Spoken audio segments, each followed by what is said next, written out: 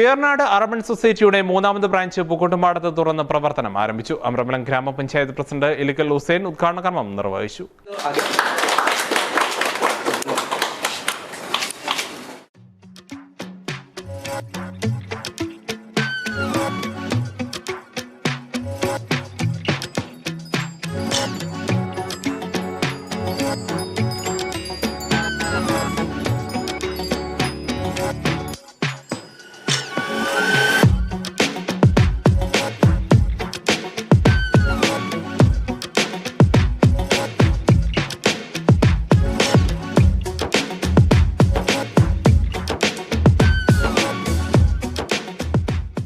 പൂക്കോട്ടുംപാടം കാളികാവ് റോഡിലാണ് ഏറനാട് സൊസൈറ്റിയുടെ ബ്രാഞ്ച് പ്രവർത്തനം തുടങ്ങിയിട്ടുള്ളത്.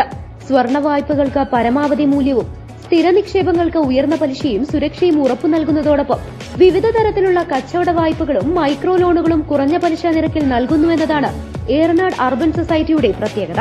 Eranad group chairman advocate CK Jafar അധ്യക്ഷത വഹിച്ചു.